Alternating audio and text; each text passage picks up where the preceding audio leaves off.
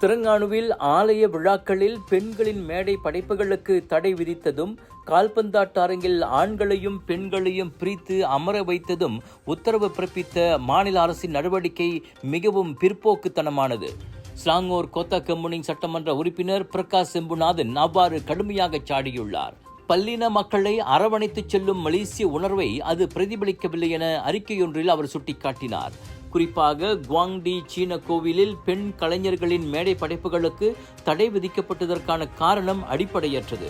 அது கலைப்பணியாற்றுவதில் பெண்களின் உரிமையை மறுக்கும் செயல் என்பதோடு பல்லின கலை கலாச்சார பகிர்வுக்கு எதிரானது என பிரகாஷ் சொன்னார்.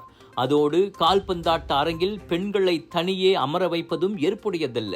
இன மத வேறுபாடு மட்டுமல்ல, பாலின வேறுபாடுக்கும் அப்பாற்பட்டது விளையாட்டு. அதில் இது போன்ற தேவையற்ற உத்தரவுகள் சமூக ஒற்றுமையை சீர்குலைக்கும் என்பதோடு சகிப்புத்தன்மையை பாதிக்கும்.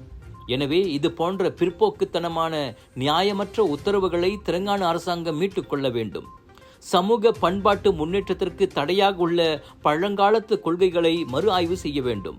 ஒவ்வொரு தனி மனிதரும் பாலின பாகுபாடின்றி பேச்சுரிமையை அனுபவிக்கவும் கலைப்பணி ஆற்றவும் அனுமதிக்கப்பட வேண்டும். அனைவரையும் அரவணைத்து நியாயமாக நடத்தி முன்னோக்கி செல்வதே நமது பண்பாக இருக்க வேண்டும் என பிரகாஷ் வலியுறுத்தினார்.